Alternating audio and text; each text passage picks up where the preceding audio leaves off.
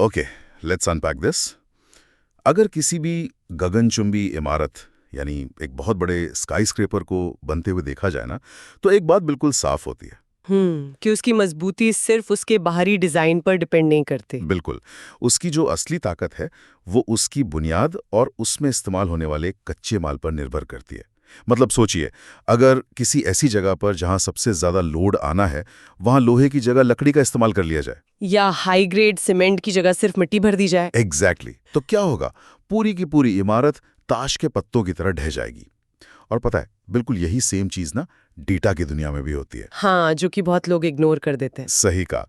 तो आज के इस गहन विश्लेषण का हमारा जो मेन मिशन है वो डेटा आर्किटेक्चर और टाइप मैनेजमेंट के इसी बुनियादी संरचना को गहराई से समझना है। क्योंकि बिग डेटा के इस दौर में डेटा को सही तरीके से क्लासिफाई और स्टोर करना सिर्फ कोई टेक्निकल जार्गन नहीं रह गया है। बिल्कुल नहीं। ये किसी भी रिलायबल और स्केलेबल डेटा सिस्टम की रीढ़ की हड्डी है, मतलब कॉर्नरस्टोन है एक तरह से। और आगे बढ़ने से पहले मैं ये स्पष्ट कर दूं कि आज के हमारे सभी सोर्सेज और कॉर्पोरेट आइडेंटिटी का जो पूरा क्रेडिट है वो असाइनमेंट ऑन क्लिक को जाता है। ये पूरी चर्चा उन्हीं के सोर्स मटेरियल द्वारा पावर्ड है। हाँ, उनका मटेरियल काफी इंसाइटफुल है इस टॉपिक पर। बहुत ज्यादा। तो डेटा के इस बुनियादी ढांचे में आखिर ऐसा क्या है जो एक छोटे से मोबाइल ऐप से लेकर बड़े ग्लोबल एंटरप्राइज सिस्टम्स तक को चलाता है? इस पूरी व्यवस्था को समझने के लिए ना, सबसे पहले हमें डेटा के एकदम शुरुआती रूप को देखना होगा। यानी उसका रॉ मटेरियल। हाँ, उसका रॉ मटेरियल वाला स्वरूप। देखिए, जब कंप्यूटर के सामने कोई डेटा आता है तो मशीन के लिए वो सिर्फ 0 और 1 का एक पैटर्न होता है। Binary code. एग्जैक्टली। इंसान जब 1 2 3 देखता है तो उसे तुरंत पता चल जाता है कि ये एक नंबर है।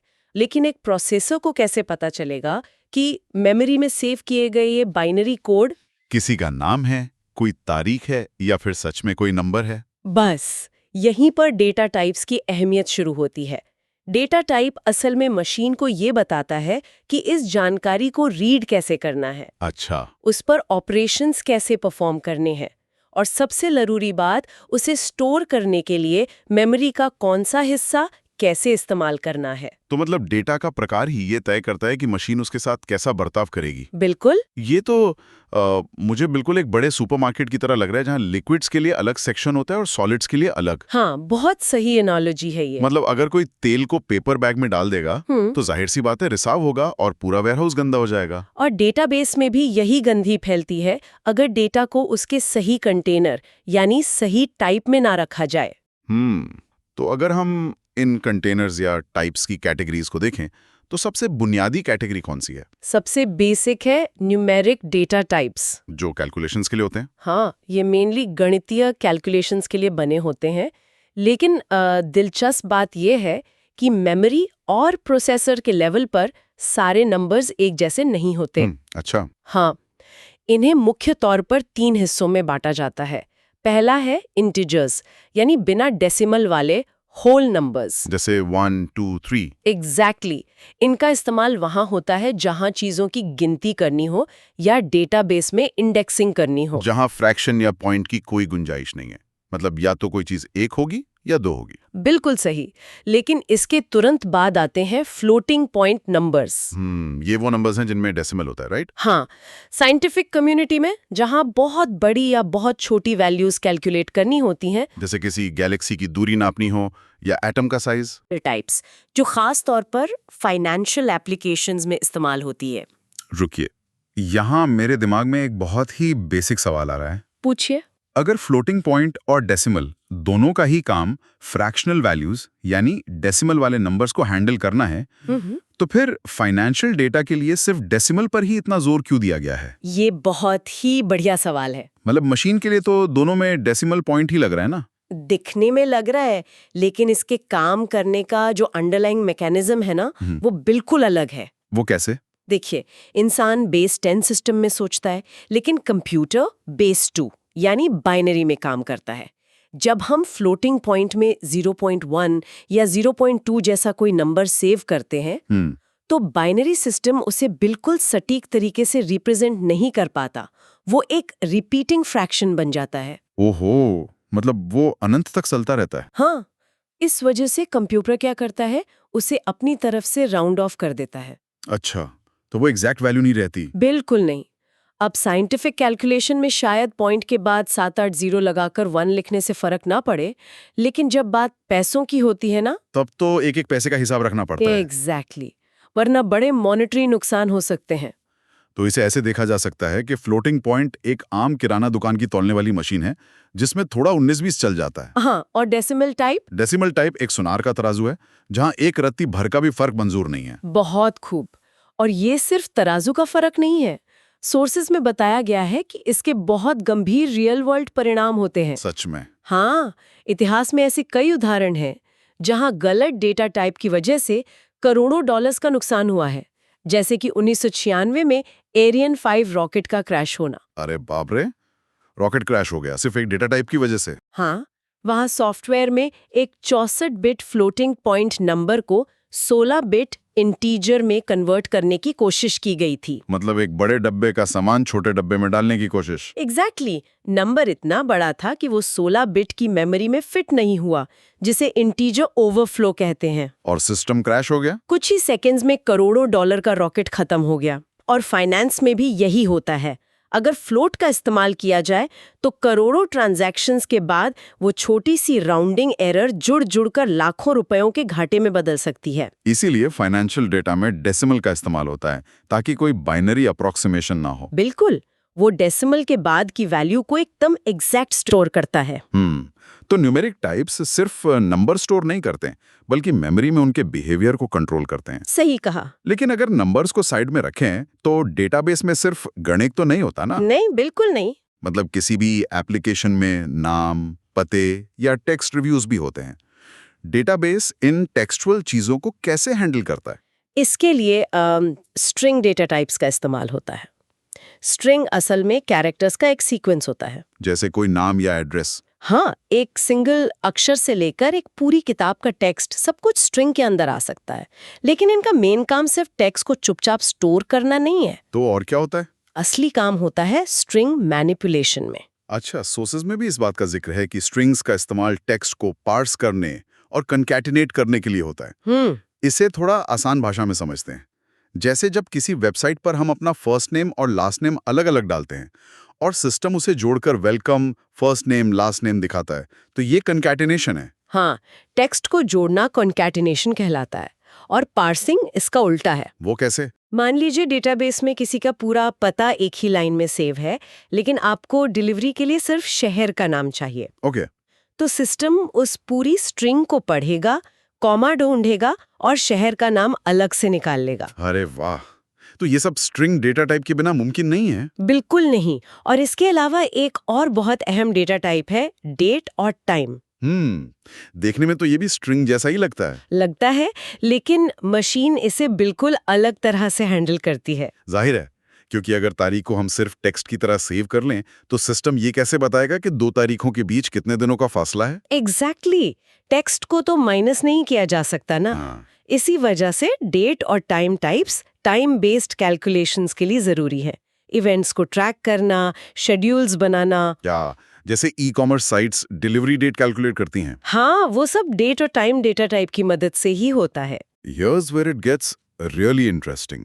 अब जब हमें इन बुनियादी कच्चे मालों यानी डेटा टाइप्स की समझ हो गई है, तो अगला कदम क्या है? अगला कदम है इन्हें डेटाबेस के अंदर सही शेल्व्स या कॉलम्स में अरेंज करना। मतलब डेटा स्टोरेज की असली शुरुआत यहीं से होती है? बिल्कुल, डेटाबेस के कॉलम्स ही ये तय करते हैं कि उनमें कैसा डेटा आएगा। तो अगर हम कॉमन कॉलम टाइप्स की बात करें, तो जो अभी हमने डिस्कस किया उन्हीं के डेटाबेस इक्विवेलेंट्स होंगे? हाँ, जैसे नंबर्स के लिए INT या फ्लोट, तारीखों के लिए डेट। लेकिन जो सबसे ज्यादा डिबेट होती है वो स्ट्रिंग यानी टेक्स्ट को स्टोर करने वाले कॉलम्स पर होती है। अच्छा, किन के बीच? खास तौर पर वेरिएबल लेंथ और फिक्स्ड लेंथ स्ट्रिंग यानी var4 और 4 के बीच। हाँ, सोर्सेज के मुताबिक var4 एक वेरिएबल लेंथ स्ट्रिंग के लिए होता है और 4 एक फिक्स्ड लेंथ फील्ड है। बिल्कुल सही। यहाँ मेरा एक सवाल है, क्या सच में 4 और var4 में इतना बड़ा फर्क है? आखिर दोनों में स्टोर तो टेक्स्ट ही हो रहा है ना, तो अलग-अलग नियम क्यों? बहुत बड़ा फर्क है और ये सीधा सिस्टम की स्पीड और परफॉर्मेंस से जुड़ा है। अच्छा, वो कैसे? देखिए, 4 एक फिक्स्ड लेंथ फील्ड है। अगर किसी कॉलम को 4 10 डिफाइन किया गया है तो डेटाबेस हमेशा उसके लिए 10 बाइट्स की जगह फिक्स कर देगा। चाहे मैं उसमें सिर्फ 2 अक्षर का शब्द डालूं? हाँ, चाहे 2 अक्षर डालिए या 10, जगह पूरी 10 बाइट्स की ही रिजर्व होगी। तो इससे तो मेमोरी वेस्ट होती होगी ना? इसका फायदा क्या है? फायदा स्पीड है। जब प्रोसेसर को डेटा पढ़ना होता है तो उसे पता होता है कि हर रिकॉर्ड ठीक 10-10 बाइट्स की दूरी पर है। ओहो, तो प्रोसेसर सीधे उस मेमोरी लोकेशन पर जंप कर सकता है। इसे पॉइंटर मैथ कहते हैं, जो कि बहुत फास्ट होता है। तो varchar में क्या दिक्कत है? क्यों ना हम हमेशा varchar यूज कर लें ताकि टेक्स्ट खुद ही एडजस्ट हो जाए? क्योंकि var वेरिएबल लेंथ का होता है, वो सिर्फ उतनी ही जगह घेरता है जितनी टेक्स्ट की लंबाई है। तो मेमोरी तो बच गई। कि आगे आने वाला टेक्स्ट कितना लंबा है, तो प्रोसेसर को हर बार वो हेडर पढ़ना पड़ता है, कैलकुलेट करना पड़ता है। और फिर आगे बढ़ना पड़ता है। एग्जैक्टली इसमें एक्स्ट्रा सीपीयू साइकिल्स खर्च होते हैं। अच्छा, मतलब अगर कोई डेटा ऐसा है जिसकी लंबाई हमेशा फिक्स रहने वाली है, जैसे कोई पिन कोड या स्टेट कोड, हाँ, वहाँ 4 का इस्तेमाल करना सिस्टम को फास्ट बनाएगा। और जहां टेक्स्ट अनप्रेडिक्टेबल है, जैसे कोई ब्लॉग पोस्ट या कमेंट, वहां varchar बेटर है। बिल्कुल सही कॉलम टाइप चुनना परफॉर्मेंस, डेटा इंटीग्रिटी और स्केलेबिलिटी तीनों के लिए बेहद जरूरी है। ये तो बहुत ही दिलचस्प है। अब डेटा को सही स्ट्रक्चर में स्टोर करना तो हम समझ गए, लेकिन उस डेटा का कॉन्टेक्स्ट क्या है? मतलब संदर्भ। यहीं पर मेटा डेटा की एंट्री होती है। Meta data. हाँ, मेटा डेटा असल में डेटा के बारे में डेटा है। ये डेटा के स्ट्रक्चर, उस पर होने वाले ऑपरेशंस और उसके आसपास के नियमों को डिफाइन करता है। तो ये बिल्कुल किसी बड़ी लाइब्रेरी के कैटलॉग कार्ड की तरह है, हाँ, बिल्कुल। या किसी किताब के फॉरवर्ड जैसा, जो बिना पूरी किताब पढ़े ही बता देता है कि अंदर क्या मिलने वाला है। बहुत सही कहा आपने। इसके 3 बड़े फायदे होते हैं। पहला, ये डेटा क्वालिटी को बढ़ाता है। कॉन्टेक्स्ट देकर। हाँ। दूसरा, ये डेटा शेयरिंग को आसान बनाता है ताकि अलग-अलग सिस्टम्स के बीच डेटा रीयूज हो सके। और तीसरा, और सबसे अहम, ये डेटा गवर्नेंस को सपोर्ट करता है। एक सेकेंड, ये जो डेटा गवर्नेंस वाला हिस्सा है, इसे मेटा डेटा प्रैक्टिकली कैसे संभालता है? देखिए, बिना मेटा डेटा के किसी भी ऑर्गेनाइजेशन के पास सिर्फ नंबर्स और टेक्स्ट का एक बहुत बड़ा ढेर होगा, जिसका कोई मतलब नहीं निकलेगा। बिल्कुल। अब मान लीजिए एक डेटाबेस में कुछ फोन नंबर्स हैं। सिस्टम के लिए वो सिर्फ नंबर्स हैं। लेकिन मेटा डेटा उस कॉलम को पर्सनली आइडेंटिफाइबल इंफॉर्मेशन यानी PII का टैग दे देता है। अच्छा, तो गवर्नेंस के नियम लागू हो जाते हैं। हाँ, जैसे ही वो टैग लगता है, सिस्टम को पता चल जाता है कि ये सेंसिटिव डेटा है और वो उसे अनधिकृत लोगों से छुपा देता है या मास्क कर देता है। तो मतलब बिना मेटा डेटा के डेटा गवर्नेंस मुमकिन ही नहीं है। Exactly. So what does this all mean? मतलब अगर इस पूरी चर्चा को समराइज करें तो रियल वर्ल्ड में सही या गलत डेटा टाइप चुनने का असली असर क्या होता है? इसका असर 4 मेन जगह पर दिखता है। पहला है एक्यूरेसी यानी सटीकता। जैसे हमने फाइनेंस और डेसिमल वाले केस में देखा। हाँ, फ्लोट की जगह डेसिमल यूज करके हम राउंडिंग एरर से बचते हैं। दूसरा है एफिशिएंसी, मतलब क्षमता। जैसे नंबर्स को स्ट्रिंग की जगह इंटीजर में स्टोर करने से मेमोरी बचती है। बिल्कुल, और कैलकुलेशंस भी फास्टर होती हैं। तीसरा है डेटा इंटीग्रिटी, यानी डेटा की अखंडता। हाँ, सही टाइप इनवैलिड डेटा को सिस्टम में घुसने से रोकता है। कोई डेट फील्ड में अपना नाम नहीं लिख सकता, जिससे डेटा करप्शन का रिस्क कम हो जाता है। और चौथा है ईज ऑफ यूज, इस्तेमाल में आसानी। हाँ, जब टाइप सही असाइन होते हैं तो डेवलपर्स को बार बार टाइप कन्वर्जन की झंझट में नहीं पड़ना पड़ता। वो सोर्स में जो करेंसी कैलकुलेशन वाली बात है ना, मैं उस पे वापस जाना चाहूंगा। हाँ, बताइए। अगर कोई गलती से किसी नंबर को, मान लीजिए प्राइस को, स्ट्रिंग यानी टेक्स्ट में सेव कर ले तो क्या होगा? ओहो, ये तो एक बहुत बड़ा डिजास्टर हो सकता है। सच में, मशीन उसको कैलकुलेट करने में एक्स्ट्रा मेहनत करेगी। बहुत ज्यादा मेहनत करेगी, क्योंकि प्रोसेसर किसी स्ट्रिंग पर सीधा गणित नहीं लगा सकता। अच्छा, उसे पहले उस टेक्स्ट को पढ़ना होगा, उसे वापस नंबर में कन्वर्ट करना होगा और फिर कैलकुलेशन करनी होगी। और अगर ऐसे लाखों रिकॉर्ड्स हों तो ये एक डोमिनो इफेक्ट बन जाएगा। मतलब एक के बाद एक चीजें क्रैश होने लगेंगी। एग्जैक्टली। यही छोटी सी गलती पूरे सिस्टम को स्लो कर सकती है और आगे चलकर आपके एनालिसिस और बिजनेस इंटेलिजेंस को पूरी तरह से गलत दिशा में ले जा सकती है। बाप रे।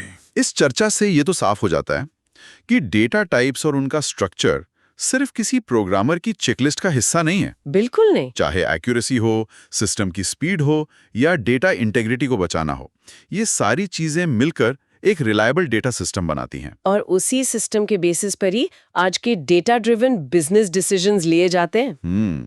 एक बार फिर मैं याद दिला दूं कि आज के इस विश्लेषण की सारी जानकारी असाइनमेंट ऑन क्लिक के सोर्स मटेरियल पर आधारित है। हाँ, ये बहुत ही बेहतरीन इंसाइट्स थी। लेकिन चर्चा खत्म करने से पहले मेरे दिमाग में एक थॉट आ रहा है जो मैं शेयर करना चाहूंगा। बिल्कुल, क्या है वो? देखिए, इन सोर्सेज में बताया गया है कि डेटाबेस के कॉलम्स को स्ट्रिक्टली डिफाइन करना जरूरी है, जैसे कि INT या डेट, राइट? जी हाँ, ताकि इनवैलिड डेटा एंटर ना हो। लेकिन जब आज के दौर में हम देखते हैं कि हमारे पास लाखों वॉइस नोट्स आ रहे हैं, अनरेटेड वीडियोस हैं और रॉ इमेजेस आ रही हैं, जिसे हम अनस्ट्रक्चर्ड डेटा कहते हैं। एग्जैक्टली जिसका कोई तय स्ट्रक्चर नहीं होता, तो भविष्य के डेटाबेस इस अनस्ट्रक्चर्ड केओस को बिना किसी इंसानी मदद के ऑटोमेटिकली कैसे कैटेगराइज करेंगे? ये तो एक बहुत ही गहरा सवाल है। क्या AI के आने से आने वाले वक्त में डेटा टाइप्स की ये जो पूरी परिभाषा है वही बदल जाएगी? सोचने वाली बात है। बिल्कुल।